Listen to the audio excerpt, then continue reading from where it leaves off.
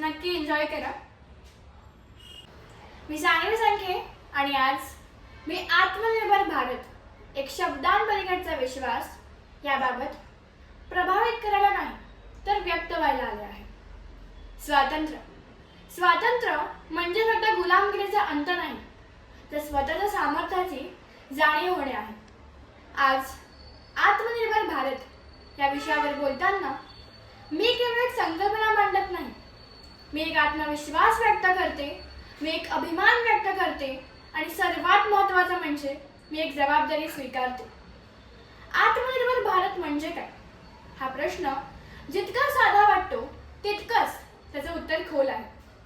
आत्मनिर्भर भारत म्हणजे जगापासून दूर जाणं नव्हे, त्या जगात स्वतःची जागा ठामपणे निर्माण करणं, इतरांवर अवलंबून न राहता स्वतःच्या बुद्धीवर, कौशल्यावर आणि श्रमावर उभं राहणं, यालाच आत्मनिर्भरता म्हणतात। आजच्या जागतिक जगात जो देश केवळ आयात करतो तो देश हळूहळू आपली ओळख गमावतो आणि जो देश उत्पादन करतो, नवकल्पना करतो, तोच देश भविष्यात निर्णय घेणारा ठरतो। म्हणूनच म्हटलं आहे, आर्थिक स्वावलंबन हेच राष्ट्रीय सशक्तीकरणाचं मूळ आहे। मित्रांनो, आज भारत केवळ वस्तू बनवत नाही तर समाधान निर्माण करतो। आज भारत केवळ तंत्रज्ञान वापरत नाही तर तंत्रज्ञान घडवतो। एक काळ असा होता जेव्हा मेड इन इंडिया म्हणजे शंका होती, पण आज मेड इन इंडिया म्हणजे विश्वास आहे। आत्मनिर्भर भारताचा अर्थ फक्त मोठ्या यंत्रांमध्ये नाही, ते त्या हातांमध्ये आहे जे पहाटे उठून मेहनत करतात, ते त्या मेंदूंमध्ये आहे जे नवे विचार करतात आणि ते त्या मनांमध्ये आहे जे हार मानत नाही। कोविड-19चा काळ आपल्यासाठी एक परीक्षाच होती। त्या काळात जग थांबलं होतं, पण भारत थांबला नाही। लसी तयार झाल्या, औषधे पोहोचली, वैद्यकीय साधनं निर्माण झाली, पण या सगळ्यापेक्षा मोठी गोष्ट होती मानसिकतेतील बदल। भारताने जगाला सांगितलं, आम्ही फक्त मदत घेणारे नाही तर मदत देणारेही आहोत आणि हीच आत्मनिर्भरतेची खरी ओळख आहे। आज भारताकडे जगातील सर्वात मोठी तरुण लोकसंख्या आहे, बरोबर ना?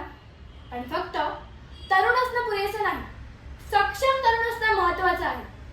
आजचे विद्यार्थी फक्त नोकरी शोधणारे नाही, समस्या सोडवणारी आहे। ती फक्त परीक्षेत गुण मिळवणारी नाही तर नवकल्पना घडवणारी आहे। एक विचारवंत म्हणतो, राष्ट्राचे भविष्य हे शाळेच्या वर्गात घडत असतं। म्हणूनच आत्मनिर्भर भारताची सुरुवात ही मोठ्या उद्योगापासून नाही तर लहान निर्णयांपासून होते। आपण काय वापरतो, काय निवडतो, कोणाला पाठिंबा देतो आणि स्वतःच्या कौशल्याची किती किंमत करतो यावर आत्मनिर्भर भारत उभा राहतो। आज आत्मनिर्भर भारत म्हणजे फक्त उत्पादन नव्हे, ती विचारांची स्वच्छता आहे, ती आत्मविश्वासाची सवय आहे आणि ती जबाबदारीची तयारी आहे। आज आपण आत्मनिर्भर भारताबद्दल बोलतोय, पण खरी परीक्षा उद्याची आहे। जेव्हा आव्हान येईल तेव्हा आपण मागे हटू की पुढे येऊ? जेव्हा सोप्या मार्गाचा पर्याय असेल तेव्हा आपण स्वदेशी निवडू की परावलंबी? कारण लक्षात ठेवा, आत्मनिर्भर भारत घोषणा देऊन तयार होत नाही, तर तो प्रत्येक पिढीच्या निर्णयातून घडतो।